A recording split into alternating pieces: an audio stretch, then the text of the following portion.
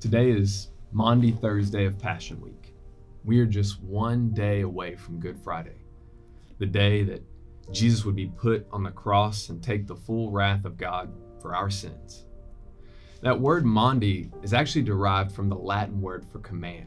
See, on this day, Maundy Thursday, we remember that Jesus gave us two important commands before making his way to the cross. His first command was remember me. Jesus celebrated the Last Supper with his disciples and thereby instituted the Lord's Supper, which we typically call communion, which we see that in Luke 22 verses 14 through 20.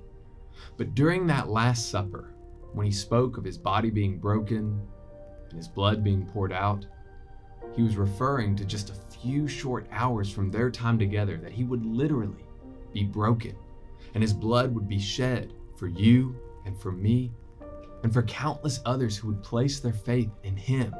See, Jesus was telling them then, as he tells us today, remember me.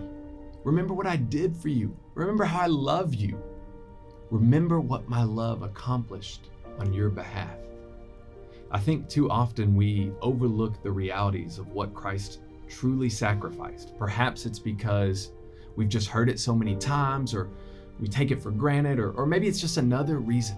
However, today on this Maundy Thursday, may we be encouraged to remember Jesus and remember the sacrifice he made so that you and I might truly live.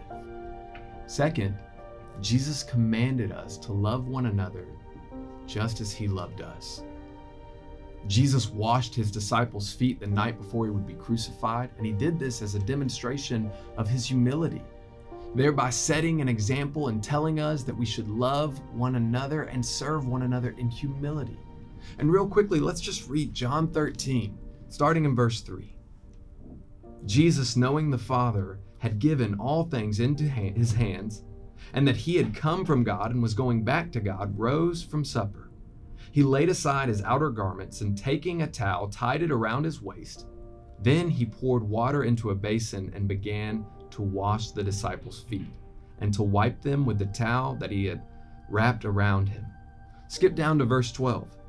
When he had washed their feet and put on his outer garments and resumed his place, he said to them, "Do you understand what I have done to you? You call me teacher and Lord, and you are right, for so I am. If then your Lord and teacher have washed your feet, you also ought to wash one another's feet. For I have given you an example that you also should do as I have done to you.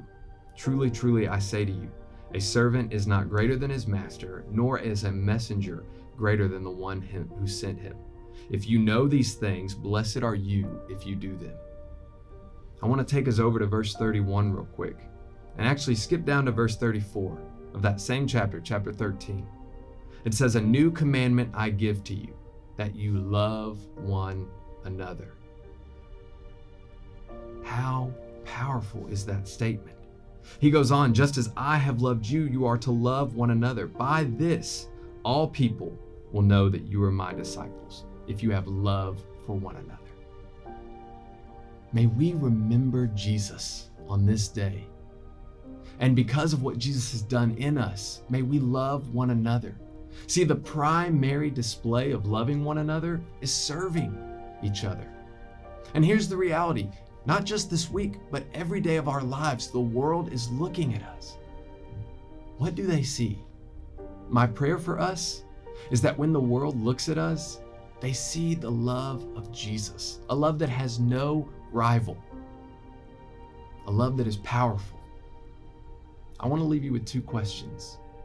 First, are you remembering Jesus and what he's done for you and his love for you?